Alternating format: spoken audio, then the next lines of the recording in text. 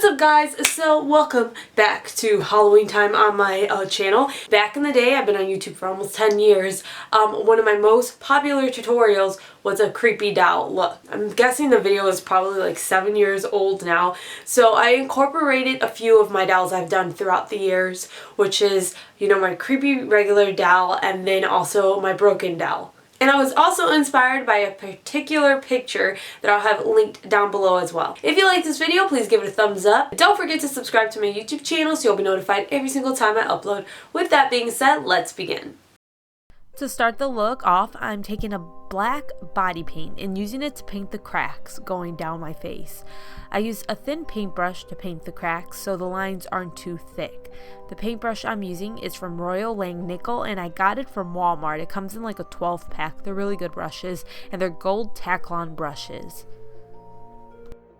To make my doll skin appear like porcelain, I'm using NYX Jumbo Pencil and milk. I apply it to my skin and use a mixture of my fingers and a makeup sponge to blend it out. I decided to use a creamy pencil so it wouldn't be as streaky as white paint. White paint can get a little streaky at times and I just wanted it to be very even coverage. And I applied 2 layers to make it pretty opaque. You want to apply that anywhere skin is showing, but if you're going to be painting larger areas of the skin, like you have a lot of your chest showing or lots of arms showing, you might want to use a body paint for that because it's much easier to use a body paint to cover up bigger areas of the body. It's just faster to do and easier to do, but if you don't have a lot of skin showing, a cream makeup works perfectly. Apply the makeup over the lips as well.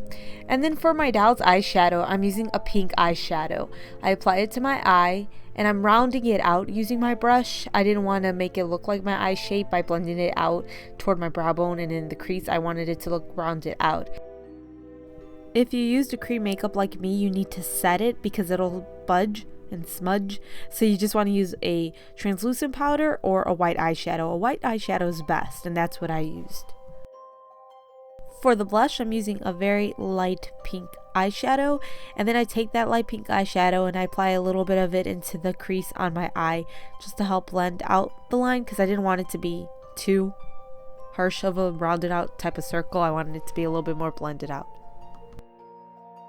The eyeshadow that I applied on the eyelid, I bring it down under the eye, but I avoid applying it too close to the lower lash line because I want that area to be white so that the eyes appear bigger. And to help further the appearance of them looking bigger, I take a white eyeliner pencil and I apply that to my waterline and then directly below the lower lash line. Now take a black liquid eyeliner and use it to line your lash line and to create a half circle between the eyeshadow on the lower lash line and the white eyeliner. This will help create a new lower lid, which makes the eyes look even bigger. I didn't want a harsh black line down there, so I ended up using a bit of black eyeshadow to make the line look more blended in. The black eyeshadow I'm using is called Bulletproof from Sugarpill Cosmetics. It's my favorite black eyeshadow. To fill in my brows, I'm just using that black eyeshadow. You can draw on a new shape if you want, but I'm just filling mine in because I wanted it to match my face shape. To hide my lower lashes, I'm using a white liquid eyeliner and just applying that to the lower lashes. My lower lashes are pretty dark, so it's important for me to do that. Now apply plenty of mascara to your top lashes. You'll be using 2 sets of lashes for this look. 1 set for your top lashes and then 1 eyelash from another set for the lower lashes on the eye where the eyeshadow is. And you just apply that one to the area where you applied that black line. You just drew on, you just glue it there. Now I'm creating freckles below my eye using the black eyeshadow. Time for my favorite part, shading and adding dimension to the cracks using the black shadow. You'll be applying most of your black shadow to the areas of the cracks that meet your skin that doesn't have the white makeup on it. You want the color to be darkest there, then fade the closer it gets to your other eye. It's up to you how thick you want those lines to be. You then want to create cracks on the porcelain side using the shadow. You use the shadow to draw on the cracks and then you shade the inside of the cracks with the shadow. And I decided to use the shadow to create the cracks on the porcelain because I didn't want it to look too harsh. Like I said, I wanted it to look a bit more realistic, and the shadow isn't as harsh as black face paint. So that's why I decided to do that. So the part of your face that is missing the porcelain, the reason why you want the color to be darkest near the cracks and then fade out is because it's going to make the cracked area look more lifted. And that's what you want. If you just have it all one shade, like it's all just black, the porcelain's not going to look lifted. Of course you can make it all black, and in photos it's going to look okay, because if you have a black background and then you blacken out that area and you take pictures, you can like Photoshop it to make it look like there's a big hole there. But in person, if you want it to look cool, you're going to have to use the eyeshadow to create the dimension there so it looks more realistic. Because if, like I said, if you just paint it all black and then you go out in person, it's not going to look like that. In photos it's going to look okay. Even in film, if I edit this enough, it'll look okay, but in person it's not. So that's why you really want to make sure it's darkest near the cracks and then it fades out.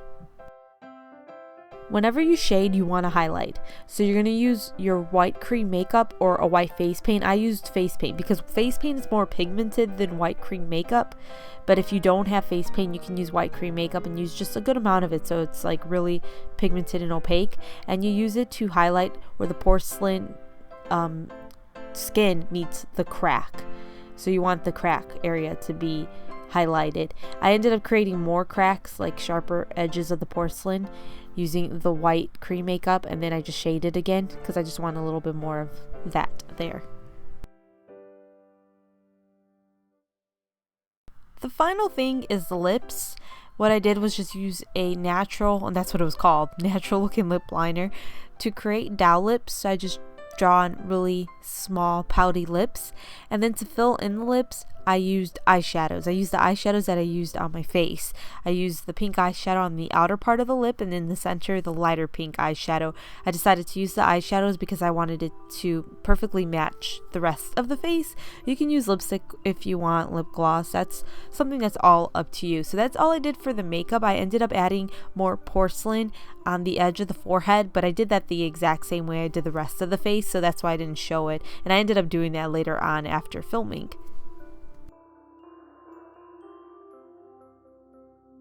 So that's it for the tutorial. I hope you guys enjoyed it. I have not done a doll in so long, so hopefully you guys enjoyed it, and I will see you guys tomorrow. Take care. Bye.